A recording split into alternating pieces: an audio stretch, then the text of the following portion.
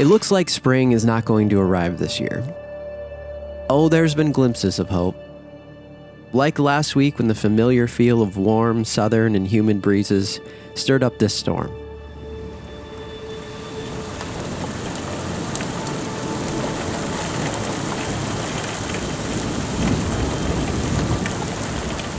But then, the roller coaster rushed downhill to winter again.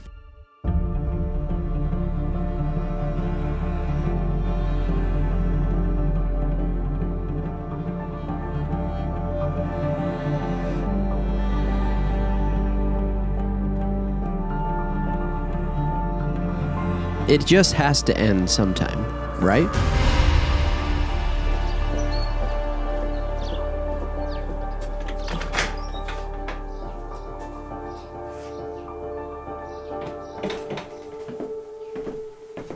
Trying to figure out which seed I need to take with me today. So it's an adventure of trying to figure out what I'm going to forget by the time I get to the new property and realize that I don't have whatever it is. So today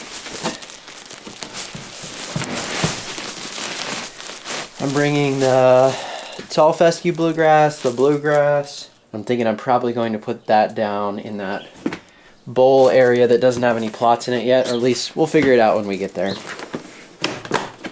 So I kid you not, it was 24 degrees last night, and today it's supposed to be low 40s for a temperature. I really would not prefer to be out here trying to plant some grass seed, but the thing is that if you look at the calendar, we're getting into the May time frame here before we know it, and I have some rain on the way, and so I'm trying to utilize that rainfall as much as I possibly can, just because right now I don't really have a set irrigation plan or a set irrigation system out there at the new place that I'm planting all these things. So I'm trying to grow this stuff in as much as I can with the natural irrigation. So it is supposed to warm up this weekend, so there's a window of time here while I'm going to try to get this seed down and get it watered in before we get to mid 70 temperatures for a few days. Next week looks cooler again, but definitely not as cold as it has been this week, probably mid to upper 50s for highs or so. So it's just one of those years where there's really no set plan or right way to go about things, because the spring has been so up and down in terms of the way that it's been reacting temperature-wise. This made me think that I remember when I was a kid, and my birthday is in mid-May, and so up in Minnesota, it was mid-May, and my birthday came, and we were just starting to take off our coats out at recess. So, you know, it seems like it might be one of those years. It hasn't happened in a while, but definitely I am way behind schedule here, and what's going to happen, I think I know what's going to happen, is that straight to summer is coming at some point, and there's not going to be much of a transition time. So growing in new grass seed this spring, that's a very difficult challenge on a year like that, just because you don't have a lot of time to get this thing going before most likely there's some warmer temperatures coming. Now if that didn't happen and we had a cooler June and you could get through some of that part, perfect, that'll be great, but that remains to be seen.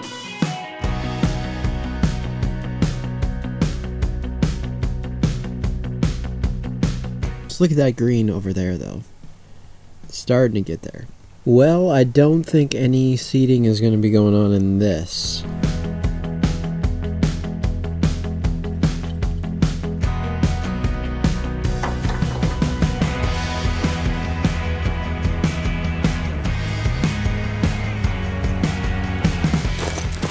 I think this is going to call for the mud boots today. You can see right here, there's just still too much of a low spot. I don't know, there's just not a lot more I can dig out over into that section. It's kind of already at a low spot, so I don't know. I'm gonna have to think about that.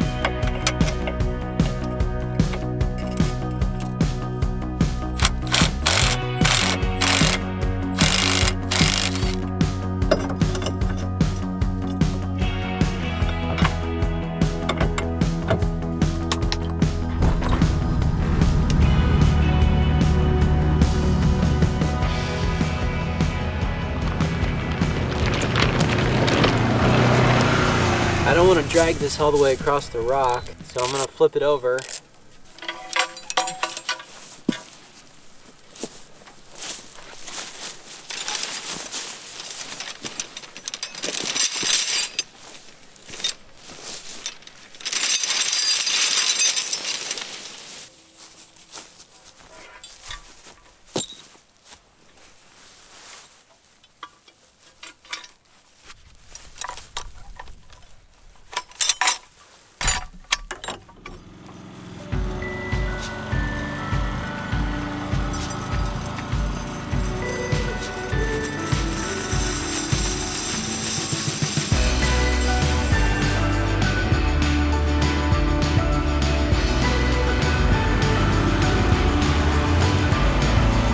So now I need to flip this thing back over. If you'll remember from me using this last season, that you can use this in various different ways. So you can flip it around and these will dig in. You can also switch that from this side to this side and it will change the depth that it digs. So you can go really aggressive, or you can go not quite as aggressive and just drag the top. And then also, if you flip the whole thing over like I just did, it's just a flat drag so that you can drag things in and not really dig into the soil very much. So today my intention with this is that it's fairly gummy out here.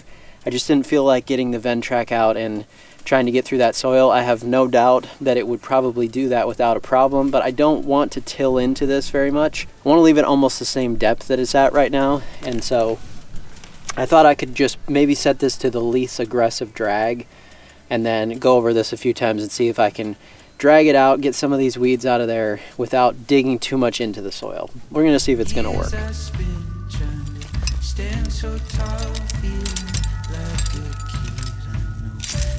Because if it's laid all the way out like that and it's barely dragging in and you're pulling it this way, then you're not getting as aggressive. If you attach to that side and it stands up like this, it's digging in a lot more at that point. So that's just the differences in terms of you can go aggressive or least aggressive but still digging in.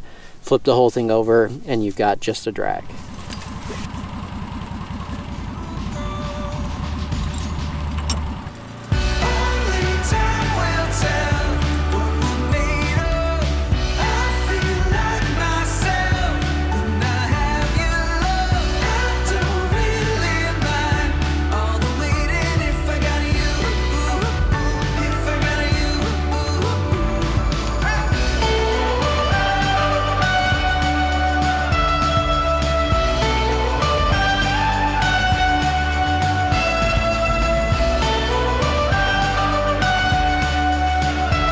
So here's the thing, sometimes you win some, sometimes you lose some. Today it's just too wet to really do what I want to do.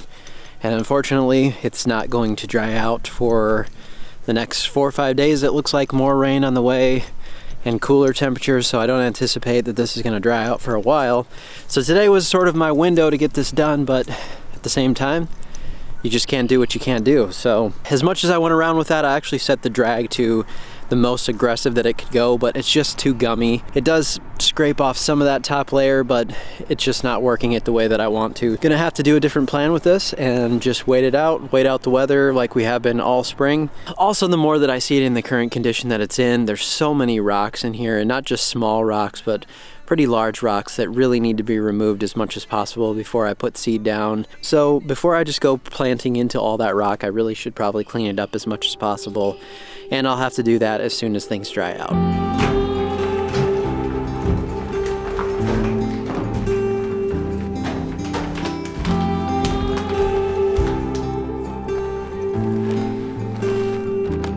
I can change out of my mud boots into my secondary mud boots. Well, since we're out here, let's take a look at the plots and see how things are going. First of all, I'm standing right here in front of a sea of amazingly green ryegrass. It's really nice right now. You drive down the road and then all of a sudden you just see, bam, green, green, green.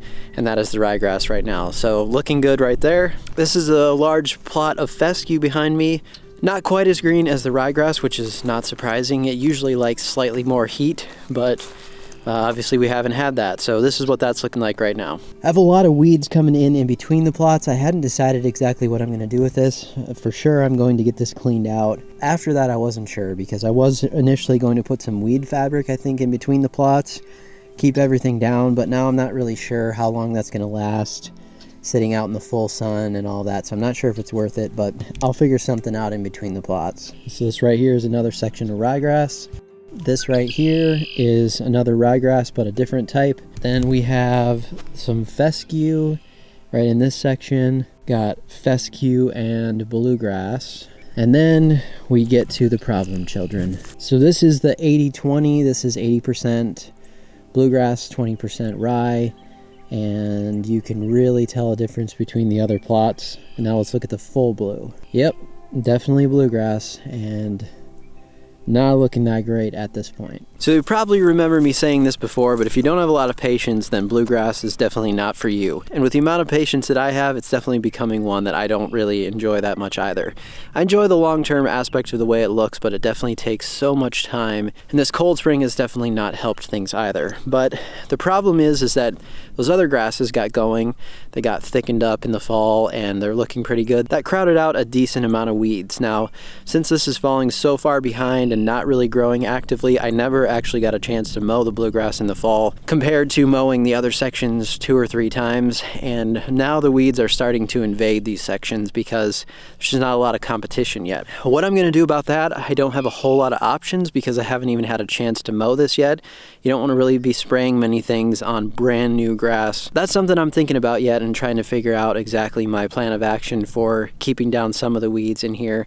Once the bluegrass gets started, starts to fill in and really get thick, I think a lot of the weeds aren't going to be a long-term problem, but right now I'd like to get that under control if I could and give the bluegrass a chance to actually get going. So specifically, as you take a closer look, you'll see something like this. It's a rough type grass.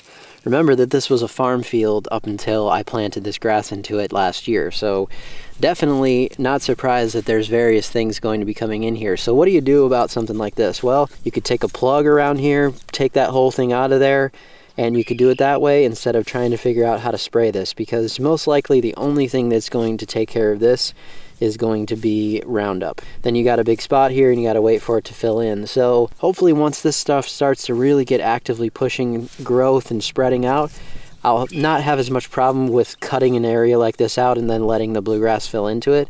But for right now, not doing a whole lot. So I just come in here, cut this out as much as I possibly can, get the roots as much as I possibly can, and that's it. The other thing that seems to show up the most in this plot is the deer traffic when this grass was brand new, because like I said, it wasn't actively growing and filling in some of those spots and getting a good root structure in there. So the deer came across here, quite a few spots there, but that can just be fixed with a top dressing later on. So as soon as it starts warming up, I really need to start pushing this bluegrass in terms of the fertilizer and getting it to start to grow in. So what I'm going to do with that is a spoon feeding method, probably every 2 to 3 weeks or so. I'm going to spray some fertilizer most likely on this, probably some of the solubles, and just try to get this thing to move along before the summertime, get as many roots in there as possible, and mostly let it ride for the summer and then get back at it in the fall.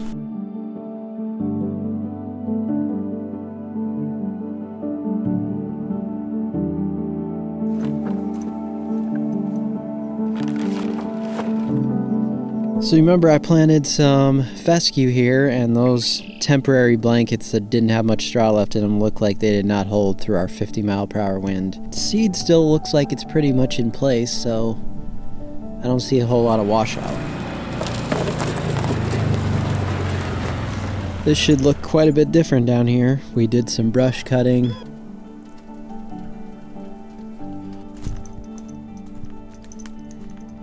So I'm down here looking at the fine fescue now, and what I can get done today, despite the fact that I can't do the rest of what I wanted to do, I can put some fertilizer on this. So there's not been any fertilizer on this except for the one time when I planted it, which was later in the fall last year. So I do want to get 1 dose of fertilizer on this, probably put somewhere around a half a pound using a 10-10-10 today.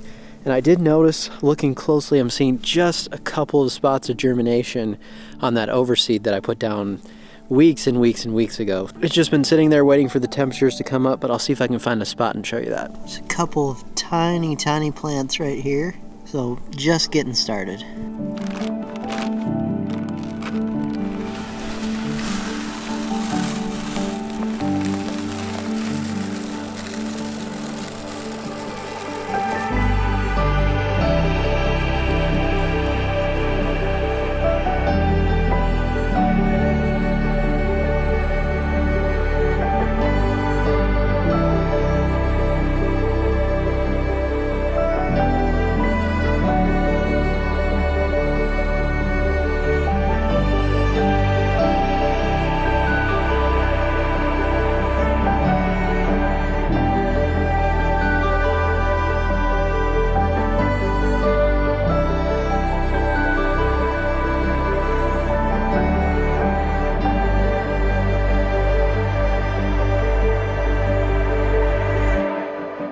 Pretty funny, I just noticed this. I'd say it's doing okay in the shade. Well, it's been quite a roller coaster ride this spring, but there's no jumping off now, so stay tuned.